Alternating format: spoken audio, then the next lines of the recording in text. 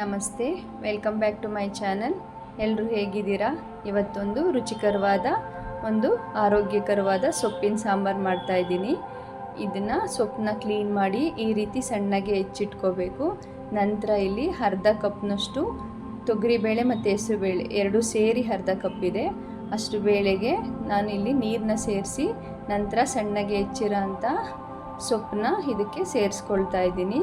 ನಂತರ ಇಲ್ಲಿ ಒಂದು ಸಣ್ಣಗೆ ಹೆಚ್ಚಿದಂಥ ಆನಿಯನ್ನು, 2 ಟೊಮೆಟೊ, 8ರಿಂದ 10 ಹಸಿರು ಮೆಣಸಿನ್ಕಾಯಿ, 1 ಬೆಳ್ಳುಳ್ಳಿ ಬಿಡಿಸಿಟ್ಕೊಂಡಿದ್ದೆ, ಅದು 1/2 ಸ್ಪೂನಷ್ಟು ಜೀರಿಗೆ, ರುಚಿಗೆ ತಕ್ಕಷ್ಟು ಉಪ್ಪು ಮತ್ತು ಸ್ವಲ್ಪ ಅರಿಶಿನ ಸೇರಿಸಿ ಈಗ ಈ ಸೊಪ್ಪು ಬೇಳೆ ಎಲ್ಲ ಮುಳುಗೋ ಅಷ್ಟು ನೀರನ್ನ ಸೇರಿಸ್ಕೋಬೇಕು. ಇಷ್ಟಿದ್ರೆ ಸಾಕು.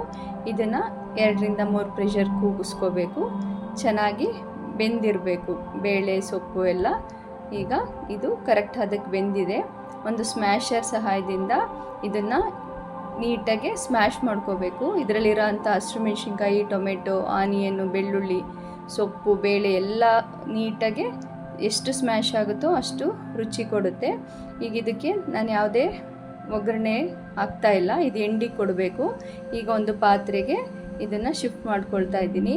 ನಂತರ 1-1.5 ಸ್ಪೂನಷ್ಟು ಸಾಂಬಾರು ಪೌಡರು, 1/4 ಸ್ಪೂನಷ್ಟು ಮೆಂತ್ಯ ಪೌಡರು, ನಂತರ ಇಲ್ಲಿ 1/2 ಸ್ಪೂನಷ್ಟು ಅರಿಶಿನ, ಇಲ್ಲಿ 1/2 ಕಪ್ನಷ್ಟು ತೆಂಗಿನಕಾಯಿ ಹಾಲನ್ನ ಬಳಸ್ತಾ ಇದ್ದೀನಿ.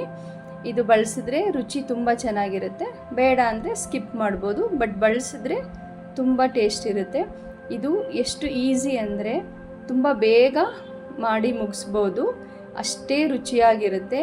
ಈ ಬೇಸಿಗೆಗಂತೂ ಸಾಂಬಾರು ತುಂಬ ಮಸಾಲೆ ಎಲ್ಲ ಏನಿರಲ್ಲ, ಪರಿಮಳ ಹೇಗೆ ಬರ್ತಿರುತ್ತೆ ಅಂದರೆ ಎಷ್ಟೊತ್ತಿಗೆ ಅನ್ನ ಮಾಡಿ ತಿಂದ್ಬಿಡ್ಬೇಕು, ಅಷ್ಟು ಚೆನ್ನಾಗಿರುತ್ತೆ.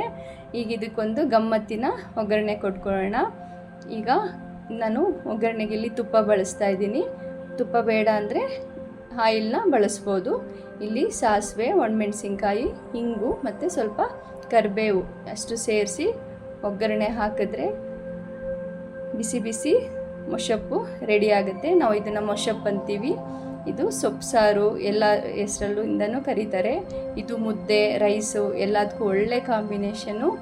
ಒಂದ್ಸಲ ಮಾಡಿ ನೋಡಿ, ತುಂಬ ಈಸಿ ಬಟ್ ಅಷ್ಟೇ ರುಚಿಕರವಾಗಿರುತ್ತೆ. ಸಾಂಬಾರು ಮಾಡಿ ಮುಗಿಸೋ ಅಷ್ಟರೊಳಗೆ ಅದ್ರ ಘಮ ಹೇಗೆ ಬರ್ತಿರುತ್ತೆ ಅಂದರೆ ಎಷ್ಟೊತ್ತಿಗೆ ತಿನ್ಬೇಕನ್ಸುತ್ತೆ. ಮತ್ತೆ ಸಿಗುವ ನೆಕ್ಸ್ಟ್ ವಿಡಿಯೋದಲ್ಲಿ. ಬಾಯ್.